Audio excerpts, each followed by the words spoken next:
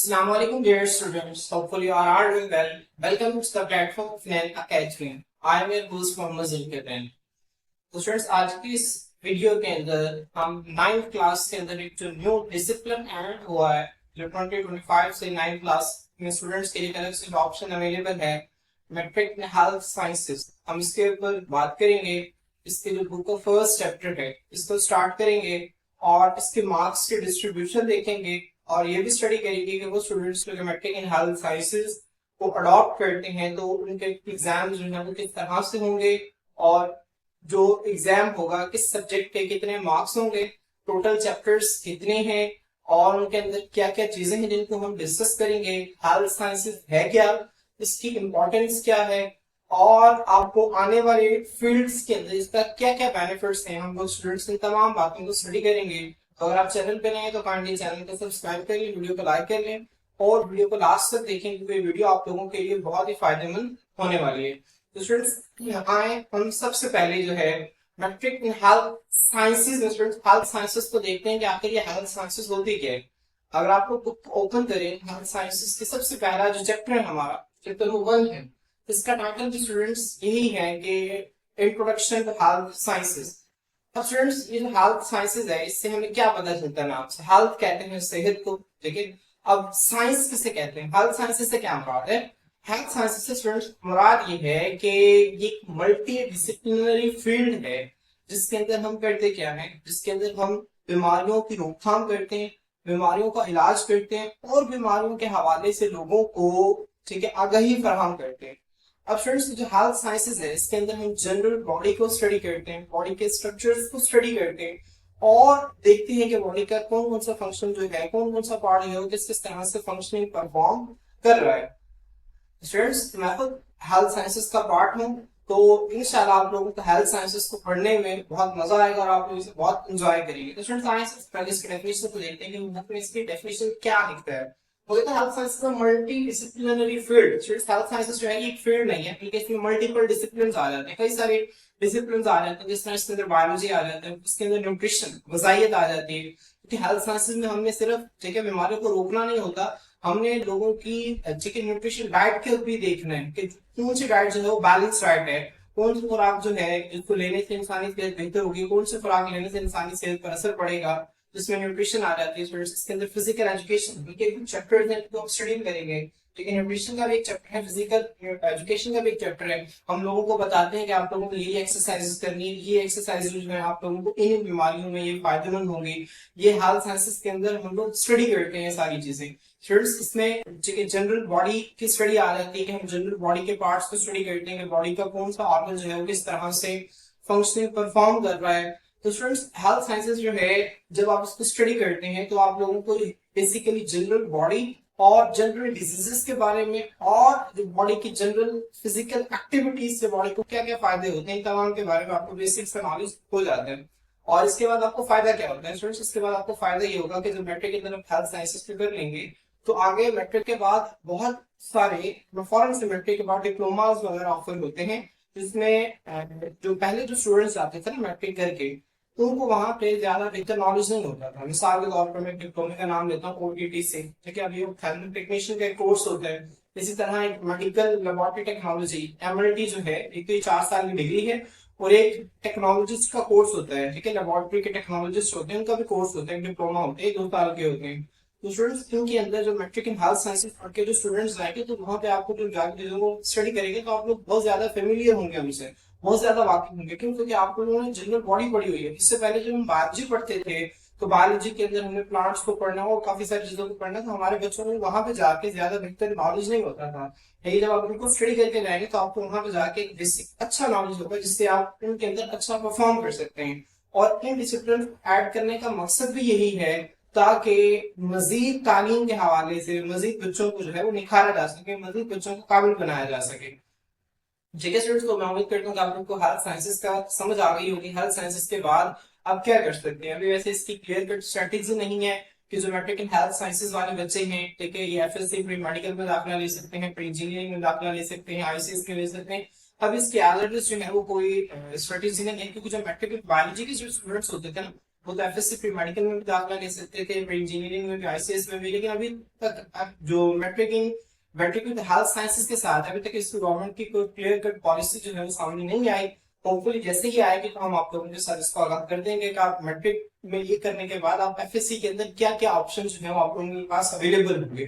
ठीक है, बहरहाल एक चीज जो क्लियर कट है वो मैंने आपको बता दी कि आप मैट्रिक इन हेल्थ साइंसेस करने के बाद जो डिप्लोमास वगैरह हैं वो स्टूडेंट्स डिप्लोमास वगैरह करना चाहते हैं तो उनके लिए एक बेटर ऑप्शन होगा, और मैट्रिक इन हेल्थ साइंसेस के जो स्टूडेंट्स होंगे इनको वो प्रेफरेबली चूज करेंगे। तो ये एक इसका बेनिफिट मैंने आपको क्लियर कट बता दिया। बाकी आने वाले वक्त में जो है जैसे जैसे डेवलपमेंट होती जाएंगे हम आप लोगों के साथ साथ आगाह करते जाएंगे। फ्रेंड्स, इसके डेफिनेशन को देखते हैं मजीद आगे। एक मल्टीडिसिप्लिनरी फील्ड है जो कि फोकस करती है, इसका मेन फोकस होता है अंडरस्टैंडिंग, समझने पर ह्यूमन हेल्थ, इंसानी सेहत को। ठीक है, हम ह्यूमन हेल्थ को समझते हैं, ना सिर्फ हम ह्यूमन हेल्थ को समझते हैं बल्कि ये देखते हैं ह्यूमन हेल्थ को हम किस तरह से बेहतर बना सकते हैं, डिजीज प्रिवेंशन, बीमारी की रोकथाम को। ठीक है, एंड हेल्थ केयर सिस्टम। और स्टूडेंट्स हेल्थ केयर सिस्टम्स को देखते हैं। हेल्थ केयर सिस्टम से क्या मुराद है? स्टूडेंट्स आप लोगों ने देखा होगा, ठीक है, अक्सर बड़े शहरों में बड़े हॉस्पिटल होते हैं, छोटे शहरों में ठीक है रूरल हेल्थ सेंटर्स होते हैं, ठीक है, टीएचक्यूज होते हैं, तहसील हेड क्वार्टर हॉस्पिटल्स होते हैं, डीएचक्यूज होते हैं। फ्रेंड्स, यहाँ पे क्या होता है, ये हॉस्पिटल हैं जहाँ पे ठीक है पेशेंट्स का इलाज होता है, ये हेल्थ केयर सिस्टम के अंदर आते हैं। हम लोग इसको इस चैप्टर के अंदर डिटेल से देखेंगे, ये सारी चीजें जो है वो इसी के अंदर आती हैं। तो हेल्थ सिस्टम स्टूडेंट्स हम क्या करते हैं, मल्टी डिसिप्लिनरी फील्ड है जिसके अंदर हमारा मेन फोकस जो है वो हेल्थ पे होता है। हम डिजीजेस की प्रिवेंशन देखते हैं कि बीमारियों को किस तरह से हम रोक सकते हैं, और स्टूडेंट्स के अंदर हेल्थ केयर सिस्टम्स को देखते हैं, वो सिस्टम्स जो कि इंसानी सेहत को बेहतर बनाने में अपना किरदार अदा करते हैं। ठीक है, अब ये सारी चीजें क्या हैं, जैसे हम चैप्टर नंबर 1 को जब हम डिटेल से स्टडी करेंगे तो स्टूडेंट्स आप लोगों को सारी चीजें क्लियर कट हो जाएंगी। चला चैप्टर नंबर 1 का जो फर्स्ट टॉपिक है, ठीक है, हेल्थ एंड इलनेस, तो हम नेक्स्ट लेक्चर से स्टार्ट करेंगे। अभी हम स्टूडेंट्स जो है वो चैप्टर नंबर 1 के जो बेसिक जो है जो पॉइंट्स है जिनको हम चैप्टर नंबर 1 में स्टडी कर रहे हैं, मैंने आप लोगों के लिए वो लिखे हुए हैं। ठीक है, इनको देख लें। फिर हम चैप्टर नंबर 1 के अंदर हेल्थ और इलनेस को स्टडी करेंगे। हेल्थ, सेहत और इलनेस, बीमारी। अब सेहत और बीमारी है क्या, जिसकी प्रॉपर डेफिनेशन है। ठीक है, कौन कौन से डेफिनेशन हैं, क्या है सेहत और बीमारी को डिटेल से जो है नेक्स्ट लेक्चर के अंदर स्टडी करेंगे। इसके बाद फ्रेंड्स हम बीमारियों के टाइप्स को देखेंगे, डिजीज के किस तरह टाइप्स हैं, हेल्थ केयर सिस्टम क्या है पंजाब के अंदर। ठीक है, जो मैंने अभी आपके सामने नाम लिया है, rural health centres, basic health care units, ठीक है, इसके अलावा टीएचक्यूज, डीएचक्यूज, ये सारे यहाँ पर इसके अंदर आते हैं हेल्थ केयर सिस्टम के अंदर पंजाब में। तो जब ये लेक्चर लेंगे आप लोगों को पता चल जाएगा, और आप लोगों को बहुत सारी जनरल नॉलेज में भी आपका इजाफा होगा, काफी सारी चीजें आपको नहीं पता चलेंगी। इसके बाद की हेल्थ इंडिकेटर्स क्या हैं, ठीक है, कुछ वैल्यूज हैं जिनसे हम जो है वो अंदाजा लगाते हैं कि किस जगह के अंदर जो लोगों में सेहत का रुझान है वो कितना है, कितने परसेंट लोग जो सेहतमंद है और कितने परसेंट लोग जो है वो बीमार हैं, जिनको हम स्टडी करेंगे। इसके बाद students Punjab government health initiatives, हुकूमत पंजाब ने सेहत को बेहतर बनाने के लिए कौन कौन से इकदाम किए हैं, हम इन इकदाम का तफसीली जायजा लेंगे और इनको हम तफसील से पढ़ेंगे। स्टूडेंट्स, इसके बाद जो है मैंने आप लोगों के लिए चैप्टर्स की लिस्ट दी है जो कि हम हेल्थ साइंसेस के अंदर पढ़ेंगे। आप लोगों के 8 चैप्टर्स हैं नेक्स्ट क्लास जो हेल्थ साइंसेस के अपने होंगे। सबसे पहला चैप्टर है इंट्रोडक्शन टू हेल्थ साइंसेस, इसका तारुफ मैंने आपसे करवा दिया। इसके अंदर हमने क्या क्या चीजें पढ़नी है। Friends, chapter number 2 gastrointestinal system, इसके अंदर हम क्या पढ़ेंगे स्टूडेंट, हमारा जो निजाम है, ठीक है, हम खाना खाते हैं, खाना हमारे पेट के अंदर किस तरह से हजम होता है, किस तरह हमारे जिस्म के अंदर वो जज़ब होता है और किस तरह से हम उसको काम करने के लिए इस्तेमाल करते हैं। ठीक है, गैस्ट्रो मतलब मैदे को कहते हैं, इंटेस्टाइन आंत को कहते हैं, छोटी आंत आपने सुना है, स्मॉल इंटेस्टाइन, लार्ज इंटेस्टाइन। तो गैस्ट्रोइंटेस्टाइनल सिस्टम क्या है, इसके अंदर हम अपने बॉडी के अंदर, ठीक है, जो निजाम है, जो हमारी बॉडी का डाइजेस्टिव सिस्टम है, मैदा, छोटी आंत, बड़ी आंत, जिगर जिसमें आ जाता है, उन सब चीजों का तफसीली जायजा लेंगे और एक चीज को डिटेल से पढ़ेंगे जिससे आपको बहुत अच्छी समझ में आएगी। इसके बाद हम रेस्पिरेटरी सिस्टम पढ़ेंगे। रेस्पिरेटरी सिस्टम कहते हैं निजाम तनफ्फुस को, सांस लेने के निजाम को। सांस लेने का निजाम हमारे पास है क्या, किस तरह से हम सांस लेते हैं, कौन कौन से हमारे जिस्म के हिस्से हैं के इसके अंदर शामिल होते हैं, इसका हम तफसील से जायजा लेंगे, तफसील से स्टडी करेंगे। इसके बाद फ्रेंड्स हम पढ़ेंगे सर्कुलेटरी सिस्टम। सर्कुलेटरी सिस्टम क्या होता है? इसके अंदर 3 चीजें आती हैं, दिल, खून और खून की नालियां। ठीक है, 3 चीजें, दिल, खून और खून की नालियां। दिल जो है वो हमारे जिस्म के अंदर खून को क्या करता है, पंप करता है, सारे जिस्म के अंदर खून जब धड़कता है तो खून सारे जिस्म के अंदर पंप होता है। ठीक है, और वो खून जो है वो खून की नालियों के अंदर बहता है। उसका क्या काम है, किस तरह से बहता है, दिल का स्ट्रक्चर क्या है, नालियों का स्ट्रक्चर क्या है, ये सब कौन सर्कुलेटरी सिस्टम में पढ़ेंगे। इसके बाद फ्रेंड्स चैप्टर नंबर 5 है यूरिनरी सिस्टम। देखिए, यूरिनरी सिस्टम में हम पढ़ेंगे कि हमारे बॉडी के अंदर यूरिन, पेशाब की जो प्रोडक्शन है वो किस तरह से होती है, कौन कौन से ऑर्गन उसके अंदर इन्वॉल्व हैं, गुर्दे उसमें क्या अहम किरदार अदा करते हैं, ठीक है। इन तमाम चीजों को यूरेनियम सिस्टम के अंदर पढ़ेगी। चैप्टर नंबर 6 स्टूडेंट्स हमारा फर्स्ट एड 1, इसके अंदर हम इब्तदाई तिब्बी इमदाद के बारे में पढ़ेंगे कि अगर फर्ज करें कि किसी बंदे को किसी पर चोट लग गई है, ठीक है, वो चोट लग गई तो आप as a person, as a health care, आप हेल्थ साइंसेज के स्टूडेंट होते हुए आप उसको किस तरह से जो है पहली मदद फराहम कर सकते हैं। इससे पहले कि कोई ठीक है रेस्क्यू टीम आए या फिर कोई एम्बुलेंस आए हॉस्पिटल लेके जाए, इससे पहले पहले जो आप इस पर्सन को क्या इमदाद फराहम कर सकते हैं, इन बेसिक चीजों का हम यहाँ पे जायजा लेंगे। फिजिकल एजुकेशन, इसमें हम फिजिकल एजुकेशन में हम पढ़ेंगे कि हमारे जिस्म में जितनी भी हम फिजिकल एक्टिविटीज करते हैं, फिजिकल एक्टिविटीज से मुराद है हम उठते हैं, बैठते हैं, खाते हैं, वर्जिश करते हैं, खेलते हैं, ठीक है, जितनी भी एक्टिविटीज हम करते हैं उनका हमारे सेहत पर क्या असर पड़ता है, कौन सी एक्टिविटी करनी चाहिए और कौन सी एक्टिविटी हमें नहीं करनी चाहिए, ठीक है, इन तमाम चीजों यहाँ पे स्टडी करेंगे। लास्ट चैप्टर हमारा न्यूट्रिशन है। न्यूट्रिशन के अंदर हम ग़िज़ाइयत को स्टडी करेंगे। हम देखेंगे कि कौन कौन सी डाइट्स हमारी सेहत के लिए अच्छी होती है, कौन कौन सी डाइट्स हमारे सेहत के लिए नुकसान हैं, किन डाइट्स का जो है हमारी बॉडी पर क्या असर होता है, इसको हम तफसील से न्यूट्रिशन के अंदर पढ़ेंगे। तो फ्रेंड्स लास्ट पे मैट्रिक एंड हेल्थ साइंसेज में आप लोगों के जो मार्क्स की डिस्ट्रीब्यूशन होगी किस तरह से होगी, इससे मैं आप लोगों के लिए स्टेप्स ड्रॉ करके आप लोग इसे देख सकते हैं। बेसिकली 9th और 10th के मिलाकर हम मार्क्स लिखे, ठीक है। अब स्टूडेंट्स आप क्या 9th के अंदर भी और 10th के अंदर भी, ठीक है, आपको सब्जेक्ट पढ़ेंगे जैसे तर्जुमातुल कुरान। अब इसका 9th 10th का मिलाकर, ठीक है, 100 नंबर के थ्योरेटिकल मार्क्स होते हैं। 50 नंबर का आप 9th के अंदर पेपर देंगे तर्जुमातुल कुरान का, और 50 नंबर का पेपर आप तर्जुमातुल कुरान का 10th क्लास के अंदर देंगे। तो स्टूडेंट्स ये आप लोगों के लिए बुनियादी बातें जो कि आप लोगों को बहुत अच्छी तरह से पता होनी चाहिए कि आप लोग कौन कौन सी किताबें पढ़ेंगे और किन किन किताबों का आपके कितने नंबर का पेपर आपसे पूछा जाएगा। तो तर्जुमातुल कुरान की जो बुक है इसकी 50 नंबर की थ्योरी आप 9th में देंगे और 50 की 10th में देंगे, ठीक है। तो इस वजह से इस तरह इसके 100 नंबर जो है वो 9 10 दोनों को मिलाकर बनते हैं थ्योरी के। थ्योरी मतलब जो रिटन पेपर आप देंगे, ठीक है। हमारे पास आमतौर पर पेपर दो तरह के होते हैं, थ्योरी और एक होता है प्रैक्टिकल। प्रैक्टिकल में क्या होता है, आप लैब के अंदर जाकर परफॉर्म करते हैं। तो वो कुछ सब्जेक्ट्स हैं, जो 4 सब्जेक्ट्स हैं, इनके आप प्रैक्टिकल्स देंगे, जबकि बाकी क्या सिर्फ थ्योरी पेपर्स देंगे, ठीक है। स्टूडेंट्स इंग्लिश में इस तरह से इंग्लिश 150 नंबर की 75 नंबर का इंग्लिश का पेपर आप क्लास 9 के अंदर देंगे और 75 नंबर का इंग्लिश का पेपर आपका 10th क्लास के अंदर होगा, ठीक है। ये मिलाकर 150 नंबर की आपके 9 10th की इंग्लिश होगी। इसके बाद स्टूडेंट उर्दू है, उर्दू का भी इसी तरह इंग्लिश की तरह 75 नंबर का उर्दू का पेपर आप 9th में देंगे और 75 नंबर का उर्दू का पेपर आप 10th के अंदर देंगे। इसके बाद स्टूडेंट्स इस्लामिक स्टडीज ध्यान में रखें, ये आप सिर्फ और सिर्फ 9th के अंदर पढ़ेंगे, 10th के अंदर आप इस्लामिक स्टडीज नहीं पढ़ेंगे। इससे पहले ही होता था बच्चे 9th में इस्लामिक स्टडीज भी पढ़ते थे, पाक स्टडीज भी पढ़ते थे। 50 नंबर की इस्लामिक स्टडीज होती थी, 50 नंबर की पाक स्टडीज होती थी। लेकिन पिछले साल तो गवर्नमेंट ने इसको चेंज कर दिया, पॉलिसी को चेंज कर दिया। अब बच्चे जो है 9th क्लास के अंदर पाक स्टडीज नहीं पढ़ते, ठीक है, मुतालिया पाकिस्तान नहीं पढ़ते, बल्कि सिर्फ इस्लामियात की किताब पढ़ते हैं।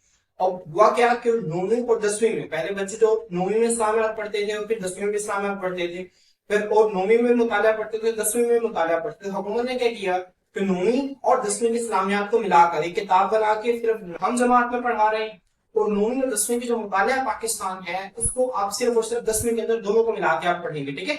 इस तरह से है। अब ये जो इस्लामिक स्टडीज आप 9th क्लास के अंदर पढ़ेंगे, ठीक है, 9th क्लास के अंदर आप पाक स्टडीज को नहीं पढ़ेंगे। 9th क्लास के अंदर आप सिर्फ इस्लामिक स्टडीज को पढ़ेंगे और आपका 100 नंबर का पेपर होगा इसका, ठीक है, 100 नंबर का पेपर इसका अटेम्प्ट करेंगे।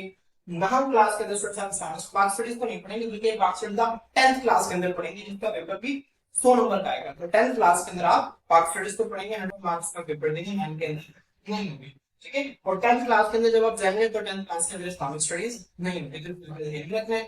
इसके बाद जो मोस्ट इम्पोर्टेंट बात कि अब जो मैट्रिक एंड हेल्थ साइंसेस के स्टूडेंट्स हैं, ये बायोलॉजी, फिजिक्स, केमिस्ट्री इन किताबों को तो पढ़ेंगे स्टूडेंट्स, लेकिन अब यहाँ पे स्टूडेंट्स क्या है, बायोलॉजी, फिजिक्स और केमिस्ट्री जो है ये टेक के नाम से पढ़ेंगे। बायोलॉजी टेक, फिजिक्स टेक और केमिस्ट्री टेक के नाम से बुक्स हैं स्टूडेंट्स, आप लोग इन्हें पढ़ेंगे।